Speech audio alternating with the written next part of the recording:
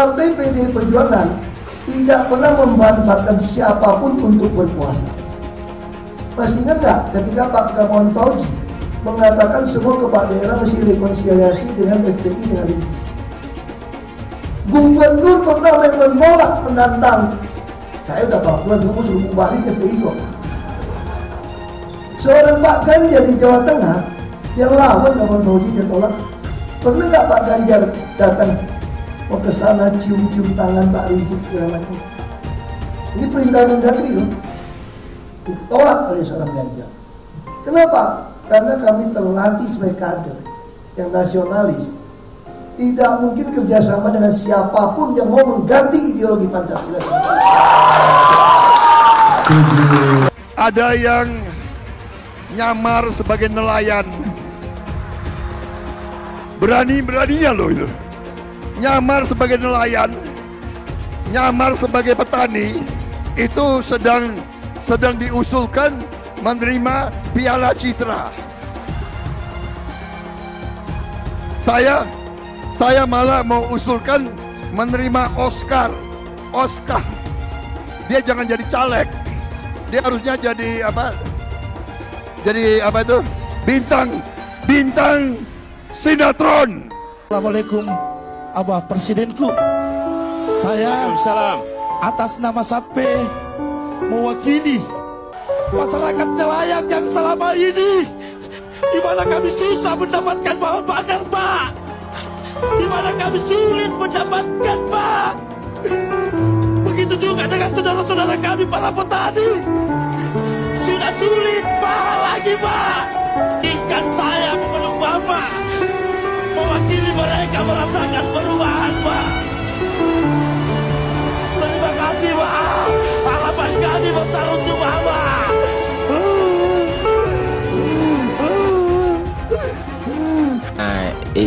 Ini parah nih.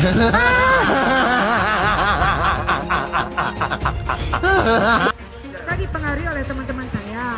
Katanya tadi saya kan ke Pak Ganjar ya, katanya jangan, soalnya Pak Mahfud itu kayak menentang kebebasan saya, kita orang Kristen untuk beragama. Benarkah itu, Pak? Apalagi nanti kalau sampai gabung dengan Pak Anies. Dah, itu aja. Saya mau tegaskan di sini, Partai PDIP itu partai ideologi. Maka Ibu Mega suka bilang, kenapa kita nggak dukung Anies misalnya? Karena dia dari pengalaman, belum pengalaman birokrasi. Lalu Anda kan saya bilang, menyerang Pak Mahfud. Ma'ruf Amin masih mengeluarkan fatwa MUI bahwa saya masuk penjara. Mahfud nggak pernah. Kok Anda tidak fair, saya bilang. Ketika Jokowi berpasangan dengan Ma'ruf Amin, kenapa kalian pilih Jokowi? Iya kan? Kan sekarang alasannya mau pilih 02, kenapa? Karena meneruskan Jokowi kan? Nah terus Jokowi dulu sama Ma'ruf Amin lu pilih. Kok sekarang Ganjar sama Mahfud? Mahfud ini udah terkenal jujur. Ini rumahnya sederhana, pernah jadi DPR, bupati, karena jadi menteri. Ini orang jujur. Dan dia juga bukan orang yang rasis. Dia nggak pernah keluarin fatwa untuk menghukum saya, juga nggak pernah. Betul kan? Nah kok kenapa tiba-tiba dibalikkan? Seolah-olah karena ada Mahfud jangan pilih Ganjar. Waduh, kok dulu nggak pernah ngomong? Kalau ngomong gitu pakai teori yang sama. Harusnya lo bilang jangan pilih Jokowi dong karena ada Ma'ruf Amin. Atau jangan pilih Jokowi karena ada Yusuf Kala. Mungkinkah Ahok akan bersekutu dengan Anies Baswedan dalam Pilpres 2024? Pertanyaan ini diajukan karena itu sangat mungkin terjadi. Penyebabnya adalah hasil-hasil survei nasional menunjukkan kubu Ganjar dan kubu Anies saat ini jauh tertinggal dari kubu Prabowo. Kalau sampai tanggal 14 Februari nanti suara Prabowo tidak sampai 50% plus 1, maka akan ada 2 putaran pemilihan presiden. Saat ini para pimpinan parpol seperti Bu Megawati dan Surya Paloh sudah ikut turun kampanye. Kalau upaya mereka berhasil, Prabowo akan berhadapan dengan Ganjar atau dengan Anies. Pertanyaannya, kemanakah pendukung kubu yang kalah di putaran pertama akan bergabung di putaran kedua? Kalau Ganjar yang lolos, apakah kubu Anies akan dukung Ganjar? Dan sebaliknya, kalau Anies lolos, apakah kubu Ganjar yang akan dukung Anies? Disinilah letak pertanyaan soal Ahok menjadi relevan.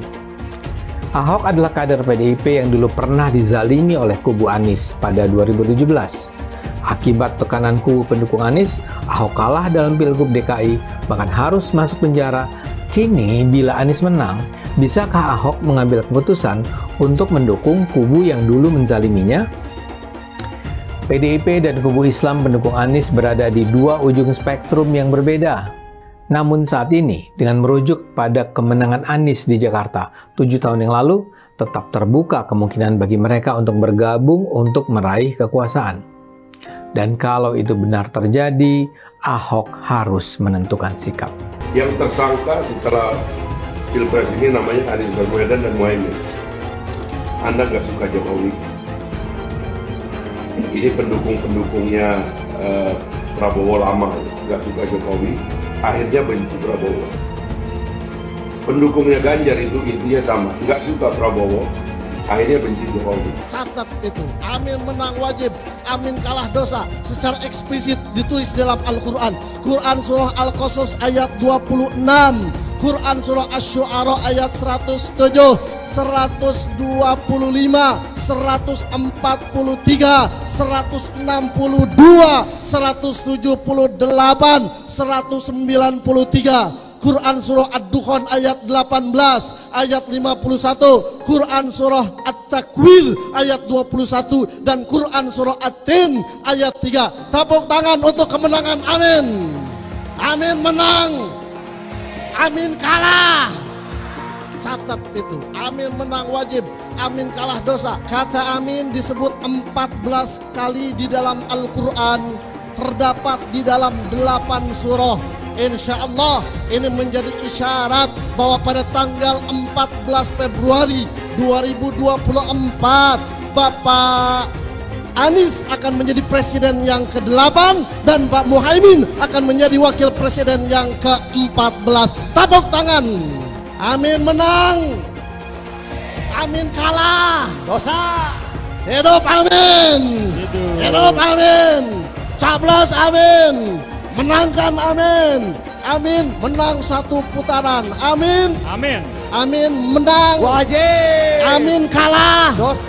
amin menang, Amin. amin kalah Dosa. PKB sekarang, PKB-nya itu yang diambil Muhaimin Iskandar dicuri. Yang tidak mendukung Anies sebagai presiden harus dipertanyakan keislamannya. Hamba itu namanya Anies Baswedan. Dia akan panggil malaikat Jibril. Wahai Jibril, aku mencintai hambaku yang insya Allah namanya Anies Baswedan. Kabarkan kepada seluruh umatku, seluruh makhlukku, bahwa aku mencintai Anies Baswedan. Maka Jibril akan mengatakan kepada seluruh makhluk di langit, seluruh makhluk di bumi, cintailah Anies Baswedan. Maka insya Allah makhluk di langit dan makhluk di bumi semuanya akan mencintai Anies Baswedan dan mendoakan pada 14 Februari insya Allah Anies Baswedan Presiden Republik Indonesia. Siap Bekasi memenangkan Anies Baswedan 80%? Siap menang 1 putaran? Saya pengen sebenarnya mengundang Muhaimin itu berkunjung kan ke WDB, ke Morowali untuk lihat sendiri, seeing is believing, daripada Anda berbohong kepada publik yang menurut satu karakter yang nggak bagus untuk mencapai sesuatu posisi. Anda membohongi publik dengan memberikan informasi seperti tadi. Jangan kita juga munafik, jangan kita juga membohongi publik kita dengan menyebarkan berita-berita palsu. Apalagi Anda mau calon pemimpin. Karakter itu menurut saya nomor 1, bukan soal pintar. Jadi saya pikir Anda yang akan jadi calon pemimpin Republik ini, kalau berani mencalonkan diri, elok Anda itu memberikan tauladan. Jangan bicara seenaknya aja, memberikan kabar-kabar bohong. Jadi kalau saya bantah gini kan jadi tidak enak. bahwa Anda bohong. Sekali lagi, rakyat Indonesia, pilihlah pemimpin yang berkarakter. Saya ulangi, pilihlah pemimpin yang berkarakter, jangan pemimpin yang kelihatan pintar saja, tapi tidak memiliki karakter yang baik. Terima kasih. Sekarang saya mau tanya juga, Gus Muhaimin adalah Ketua Umum Partai Kebangkitan Bangsa PKB, adalah bagian dari pemerintahan saat ini. Apakah etis Gus Muhaimin mengkritik pemerintahan saat ini, masih menjadi bagian dari pemerintahan saat ini, tetapi masih menjadi bagian dan mengkritik menjadi cawapres? Saya mau tanya lagi, Pak Tom Lembong. Pak Tom Lembong ketika itu adalah menterinya Pak Jokowi, sekarang menyerang Pak Jokowi, mengatakan bicara soal contekan segala macam. Apakah itu etis? Pak Anies dalam debat pertama dan debat ketiga, Pak Anies ketika diberhentikan oleh Presiden Jokowi sebagai menteri, yang menolong, yang mensupport, yang menjadikan Pak Anies Gubernur DKI Jakarta namanya Bapak Prabowo Subianto, Ketua Umum Partai Gerindra. Pak Anies menyerang, membabi buta Pak Prabowo dalam debat pertama dan debat ketiga. Orang yang menolong beliau, apakah itu etis? Saya sekarang tanyakan kembali, silahkan publik menilai kalau kita mau bicara santun-santunan. Kita semua menyaksikan Pak Anies dalam 2 debat sangat agresif melakukan serangan ke Pak Prabowo dengan berbagai cara, mulai dari kebohongan sampai fitnah. Pokoknya Pak Anies itu totalitas banget untuk menjatuhkan nama Pak Prabowo di depan seluruh masyarakat Indonesia. Dalam debat itu ada banyak kebohongan dan fitnah dari apa yang disampaikan oleh Pak Anies. Kita semua udah tahu itu. Tapi yang buat saya heran adalah mengapa Pak Anies bisa ya terpikir untuk menggunakan cara-cara kotor kayak gitu. Kalau Pak Anies dari awal sudah tahu bahwa Pak Prabowo seburuk yang selalu Pak Anies gambarkan, kenapa juga Pak Anies minta tolong dan dukungan ke orang yang hari ini Pak Anies selalu jatuhkan? Saya jadi berpikir, mungkin buat seorang Anies Baswedan, baik dan buruk itu hanya soal kepentingan aja. Pas di debat juga saya mati-matian buat ngambil perhatian masyarakat. Ya tetap aja, tapi datamu itu ngawur. Bilang angin nggak punya KTP segala. Saya yang malu. Haduh, Nies. Itu saya berusaha kalem aja Pak buat ngeles. Kesalahan masa lalu kamu itu kebanyakan sih. Saya juga merasa dibohongin nih sama si Mimin. Di awal, dia janjiin banyak banget hal. Sampai maunya jadi ketua. Tapi malah zong. Pak, kesalahan itu saya sudah tutup-tutupin. Kalau soal Cak Mimin, saya juga sebenarnya capek Pak. Coba minta mulutnya diem aja. Percuma saya angkat wakil kalau nggak ada gunanya. Makin kelihatan kan kerenan Ngap Gibran? Iya bener Pak. Oke, bakal saya sampein. Saya tidak mau pemimpin masa depan menyalahkan angin di kemudian hari. Anda kalau nyindir lain kali jangan pakai angin Mas. Mau bilang lagi, jangan salahkan angin. Saya kan sampaikan soal angin ya kemarin. Angin tak ada KTP-nya. Angin itu bergerak dari sana sini. Ketika polutan yang muncul dari pembangkit listrik tenaga uap mengalir ke Jakarta, maka Jakarta punya indikator, karena itu Jakarta mengatakan ada polusi udara. Ketika anginnya bergerak ke arah Lampung, ke arah Sumatera, ke arah Laut Jawa, di sana tidak ada alat monitor. Ada orang yang bilang jangan cerita soal angin, maka dia tidak menghormati ilmu pengetahuan. Milih Anies dan Imin setidaknya sudah menyelamatkan Indonesia dari kehancuran. Gus Dur saja dikudetanya, apalagi rakyat. Yang satu memang jago kata-kata, jago beretorika, nggak kelawan kalau soal kata-kata. Di sisi lain, kita sama-sama melihat yang sudah ditulis pakai tangan dia sendiri, pakai hati dia sendiri, lagi dia ingkari, apalagi hanya mengandalkan kata-kata dan janji. Pun demikian dengan janji Cak Ponimin. Gus Muhaimin memberikan program, siapapun yang hamil yang ada di muka bumi Indonesia ini akan diberikan tunjangan selama hamil. Karena itu yang masih jomblo, secepatnya nikah, hamil, dibiayai kehamilannya oleh Gus Muhaimin. Akan mendapatkan subsidi, akan mendapatkan tunjangan rata-rata 6 juta selama kehamilan. Gus Muhaimin dan PKB menang.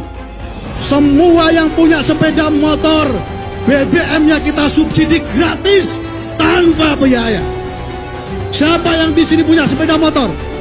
Tahun 2024 PKB menang, Gus Muhaimin presiden, disubsidi serendah-rendahnya harga subsidi BBM. Kalau PKB sekarang bukan PKB Gus Dur, ini PKB Caimin. Jadi beda, PKB-nya sudah beda. Jadi nggak bisa lagi menurut saya, memang masih tetap jualan nama Gus Dur, itu ada larangannya jelas sekali. Tapi ya namanya orang masih mencuri-curi, kebiasaan kayaknya mencuri-curi. Mencuri partai, sekarang mencuri gambar. Gus Dur pendiri partai, orang yang dikatakan oleh Caimin sebagai guru politiknya, malah dikudeta, apalagi rakyat. Susah kan mau milih pemimpin seperti itu nanti? Pak Prabowo hari ini adalah calon presiden dari Partai Gerindra. Saya sampaikan berkali-kali bahwa saya tidak ingin menjegal, saya tidak mau menjadi orang yang dibawa untuk berhadapan dengan Pak Prabowo dan menghentikan Pak Prabowo. Saya tidak mau. Dan saya katakan itu kepada siapapun yang datang kepada saya untuk berbicara tentang calon presiden. Yang nanti anak saya dan anak-anak saya akan ingat itu. Nah, saya tidak mau mengkhianati, menikam pada orang yang dulu sudah bekerja, membantu, dan berjuang bersama. Jangan sampai Indonesia jatuh ke tangan pembohong. Jangan sampai Indonesia jatuh ke tangan Anies Baswedan. Anies pintar asumsi bukan pintar bicara, tidak pintar kerja. DKI Jakarta sudah menjadi parameter Anies tidak pantas jadi presiden. Saya mensyukuri kenapa kalah, kenapa ditahan. Saya bersyukur atas itu semua. Saya coba bayangkan ya, kalau seandainya waktu itu kita menang gitu ya, hari ini belum tentu kita bisa nikmati seperti ini. Kita bersyukur 5 tahun Tuhan izinkan kasih ke orang yang pintar ngomong untuk kerja. Coba kalau kita bayangkan gitu ya, kalau kemarin saya masih jadi gubernur, ini saya udah turun ini. Tapi yang pintar ngomong itu dikira orang hebat kan? Ini lebih berbahaya tahun 2024, langsung ketahuan karakternya. Langsung ketahuan itu. Di saya juga ada kutipan Pak di kamar saya Pak. Tulisannya, Jakarta telah mengambil keputusan yang fatal. Bilang dihalang-halangi, Anies masih sering bikin acara di sana-sini. Bebas pula. Duh, nggak capek apa ngibulin rakyat mulu Pak? Nah yang gue pertanyakan nih, Anies itu kampanye di mana-mana sering naik pesawat jet. Nah pesawat jet biaya sewanya dari mana Pak? Atau itu pesawat jetnya siapa Pak? Coba jujur deh. Karena setahu gue nih, itu punya bos Anda, Surya Paloh. Anies bicara soal pendidikan. Padahal waktu dia di Jakarta, dia sendiri nggak mampu buat memberikan bangku sekolah yang cukup waktu mimpin di Jakarta. Artinya, dia nggak mampu memberikan bukti kalau omongan dia itu bisa dilaksanakan. Anies bilang, setiap jabatan harus diisi sama orang-orang yang kompeten. Lah, faktanya di Jakarta, beberapa jabatan diisi sama orang-orang dekatnya dia. Nggak kompeten pula. Terus TGUPP, itu yang jumlahnya seabrek-abrek, fungsinya buat apa Pak? Kok Jakarta makin berantakan sih? Sekali lagi, Anies nggak bisa membuktikan omongannya. Anies bilang dia akan membuka lapangan kerja. Yang dulu janjinya 200.000 lapangan kerja, ternyata cuma omong kosong, alias cuma janji palsu. Soal pembangunan yang berkelanjutan. Dia bilang di Jakarta dia udah meneruskan yang udah baik. Lu jangan percaya ya, itu ngibul. Faktanya nggak seperti itu loh. Belum lagi nih, program penanggulangan banjir. Jadi di daerah Jakarta itu ada daerah yang sebelumnya udah bebas banjir. Pas Anies mimpin, kok bisa-bisanya daerah itu banjir lagi? Gimana nggak banjir kalau kalinya udah nggak pernah dikeruk sama dibersihin Pak? Kalau soal Jakarta, gue bisa bicara banyak deh. Jadi gue saksi bobroknya kepemimpinan Anies di Jakarta. Dan gue bisa pastiin, omongan manisnya Anies soal apa yang dia lakukan waktu mimpin Jakarta itu banyak ngibulnya. DKI yang kita harapkan, Anies Baswedan yang begitu jelas Islamnya. 4 tahun 8 bulan jadi gubernur. Mana peraturan pergub saja yang melarang migrasi? Mana perda Islam apalagi?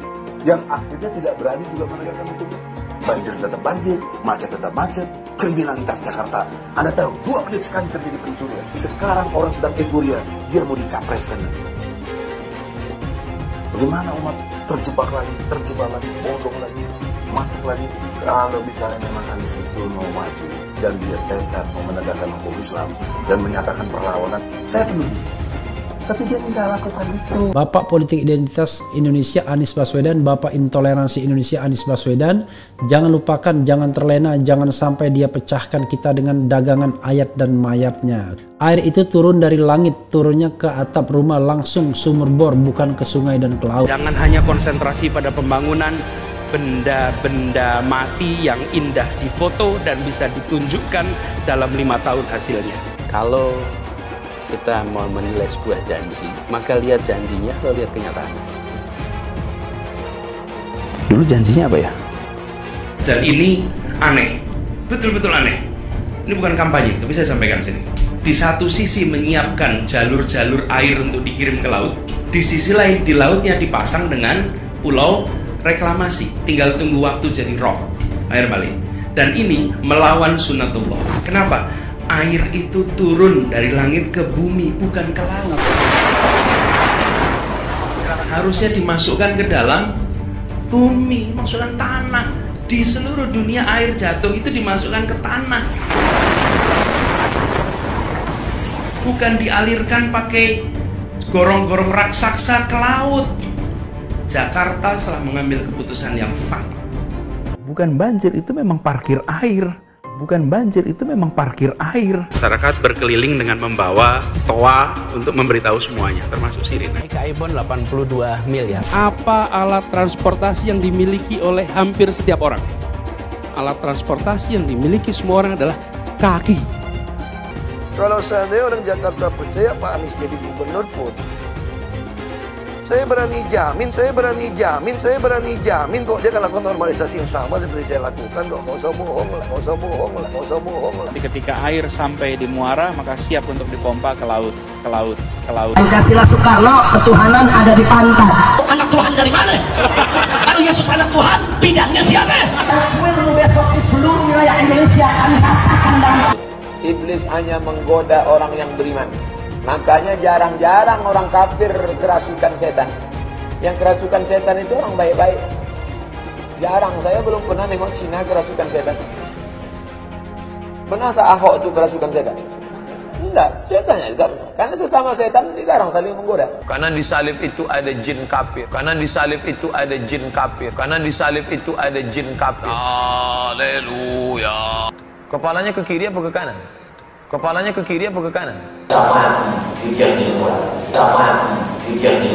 Tetap percaya salib itu lambang mulia, bukan jin. Kok ketawa? Aku nggak nyindir siapa-siapa loh. Saya nggak pernah mundur untuk kebenaran, keadilan, kejujuran, dan peri kemanusiaan. Gue nggak pernah mundur. Dan gue nggak pernah takut juga sama lu. Siapapun yang rasis, gue akan hadapin. Karena rasis itu tidak berperi kemanusiaan. Sama saya ditanya dulu kan, kamu nyesel nggak statement kamu di Pulau Seribu sehingga masih masuk penjara? Tidak pernah nyesel.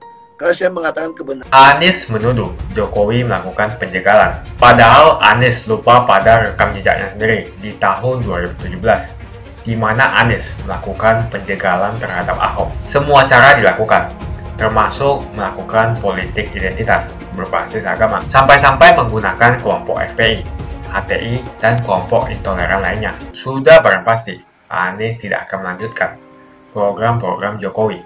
Legasi-legasi dari Pak Jokowi akan dihancurkan oleh Anies. Programnya akan diacak-acak oleh Anies Baswedan. Lihat Jakarta, hancur semua.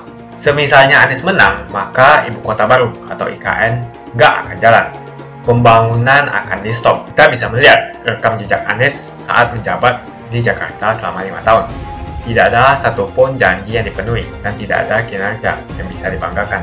Dari DP 0%, GOC, kelebihan bayar, Formula E, banjir, sumur resapan, jalan rusak, dan gonta-ganti nama jalan.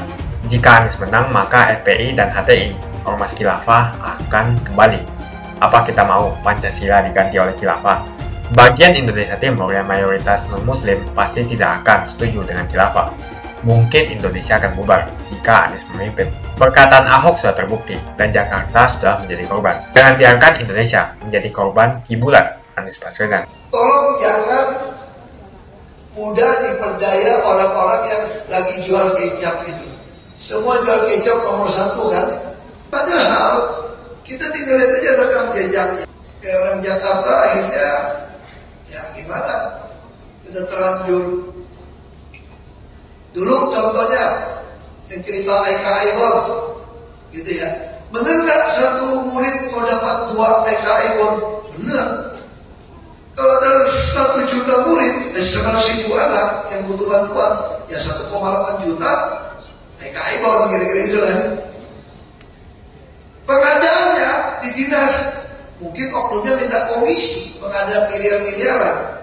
Kalau zaman saya nggak bisa, tiap anak dikirimin aja duit beli sendiri Aika Aibon. 1 anak 2 kaleng. Kalau dia di rumahnya ada 3 saudara, saya yakin nggak mungkin beli 6 kaleng Aika Aibon. Mungkin 3 kaleng sudah cukup pakai ber-6.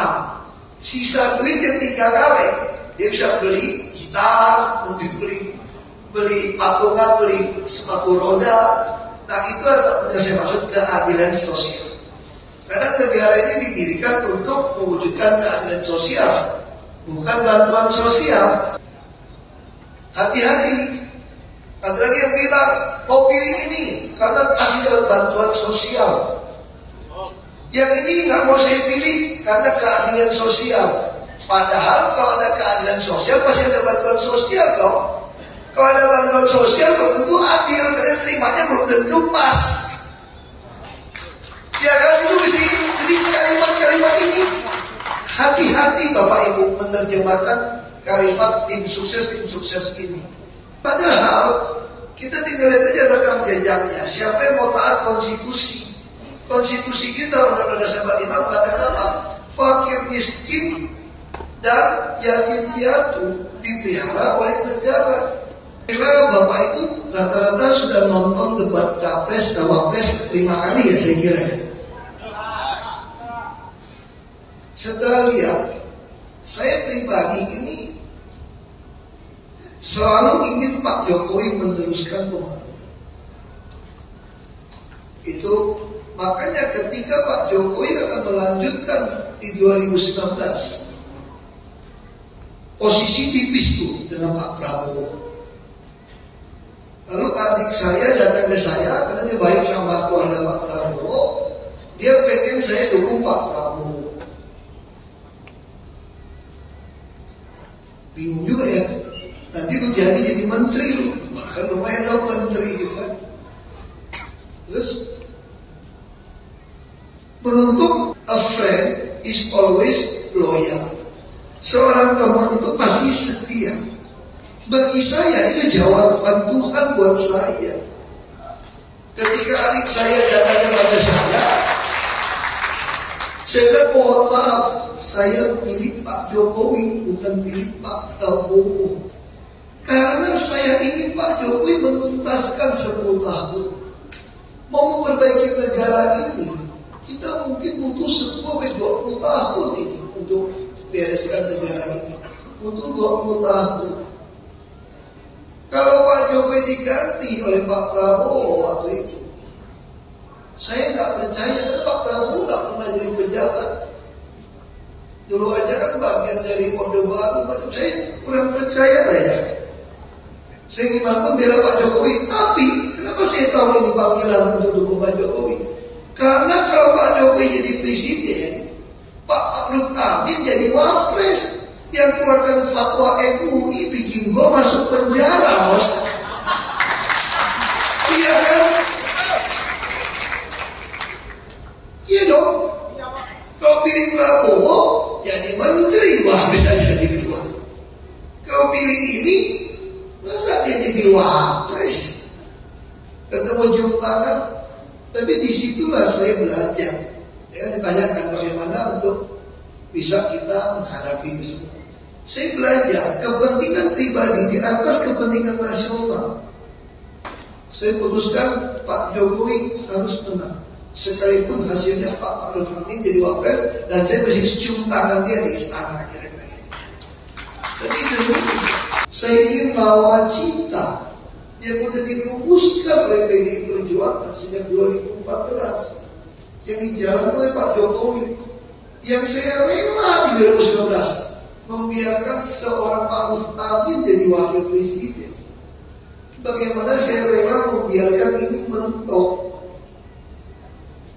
Yang paling mengikuti program Pak Jokowi itu cuma Pak Ganjar. Kita satu partai. Yang mengusung nawacita Pak Jokowi dari pertama 2014 itu PDI Perjuangan, bos. Jadi bagi saya mau meneruskan nawacita yang udah jalan 10 tahun, saya butuh orang yang ngerti nawacita ini 10 tahun ke depan ini. Pak Ganjar bisa 10 tahun lagi. Kalau Anies sudah jelas di DKI, semua yang saya kerjakan Pak Jokowi dihilangin. Bila aku ganti nama, aku nggak bisa dihilangin. Saya mau nanya, coba sebutkan, apa sih yang membuat kalian senang terhadap Anies? Apa sih kelebihannya? Apa sih yang sudah dilakukan sesuai dengan janjinya? Saya yakin kalian tidak bisa menjawab ini. Tolong tuliskan satu saja kelebihan Anies Baswedan di kolom komentar. Jokowi takut legasinya dirusak Anies Baswedan. Lihat Jakarta, hancur semua. Publik menyoroti sejumlah gerakan yang dilakukan oleh Joko Widodo alias Jokowi di Indonesia. Hal tersebut merupakan respon yang cukup wajar. Hal tersebut karena adanya ketakutan dalam Jokowi. Presiden menurutnya di tengah kelimpungan dengan adanya kemungkinan bahwa kemenangan yang diraih oleh Anies Baswedan. Hal tersebut dapat berujung pada hancurnya sejumlah program dari Jokowi. Hal tersebut jelas terjadi karena penerus kekuasaan kepala negara bukan dari kelompok Pak Jokowi. Lihat saja misalnya di Jakarta. Anies menghancurkan semuanya. Legasi-legasi dari Pak Jokowi akan dihancurkan oleh Anies. Programnya akan diacak-acak oleh Anies Baswedan. Wajar-wajar saja jika Jokowi dalam pusaran ketakutan ketika masa kekuasaan berakhir di tahun 2024. Sudah barang pasti Anies tidak akan melanjutkan program-program Jokowi. Semisalnya Anies menang, maka ibu kota baru atau IKN nggak akan jalan. Pembangunan akan di-stop. Legasi-legasi Jokowi akan hancur. Anies menuduh Jokowi melakukan penjagalan. Padahal Anies lupa pada rekam jejaknya sendiri di tahun 2017, di mana Anies melakukan penjagalan terhadap Ahok. Semua cara dilakukan, termasuk melakukan politik identitas berbasis agama, sampai-sampai menggunakan kelompok FPI, HTI, dan kelompok intoleran lainnya. Anies Baswedan sampai nekat berkoalisi dengan ormas preman berjubah agama. Di tahun 2024, Anies Baswedan akan kembali menggunakan strategi di tahun 2017. Kelakuan-kelakuan relawan Anies yang menjalankan strategi ini masih pakai pola yang lama. Pola yang lama berupa membangun opini negatif terhadap pemerintah dan Komisi Pemilihan Umum. Curangan Anies lainnya adalah melakukan kampanye sebelum waktunya, di mana dia mengganti namanya menjadi headstart untuk membingungkan publik. Atau kecurangan Anies Baswedan yang menggunakan jet pribadi saat kampanye di mana-mana. Berapa kecurangan dari biaya kampanye yang menggunakan jet pribadi?